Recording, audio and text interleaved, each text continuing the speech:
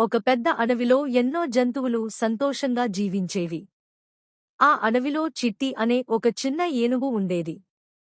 చిట్టి చాలా మంచిది కాని చాలా భయపడేది. చిన్న శబ్దం వచ్చినా పరుగెత్తేది. ఇతర ఏనుగులు అన్నీ బలంగా, ధైర్యంగా ఉండేవి.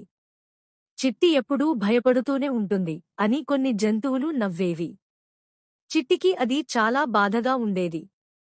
నేను కూడా ధైర్యంగా మారాలి అని అనుకునేది. ఒకరోజు అడవిలో బాగా వర్షం పడింది. నది పొంగిపోయింది. చిన్న కుందేళ్లు, జింక పిల్లలు నది దాటలేక భయపడుతున్నారు. అందరూ పెద్ద ఏనుగుల కోసం ఎదురు చూశారు. కాని వాళ్ళు ఆ రోజు అడవికి బయటకు వెళ్లారు. అప్పుడు చిట్టి అక్కడే ఉంది. నేను చిన్నదాన్ని. నేను చేయగలనా అని మొదట భయపడింది. కాని కుందేళ్ల ఏడుపు చూసి చిట్టి మనసు కరిగిపోయింది. చిట్టి లోతైన శ్వాస తీసుకుంది.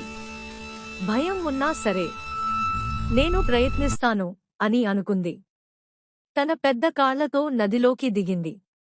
నీరు బలంగా ప్రవహిస్తున్నా చిట్టి నిలబడి ఉంది.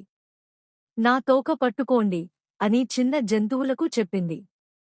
ఒక్కొక్కటిగా కుందేళ్లు, జింక పిల్లలు నది దాటారు. అందరూ సురక్షితంగా అవతలకి చేరారు.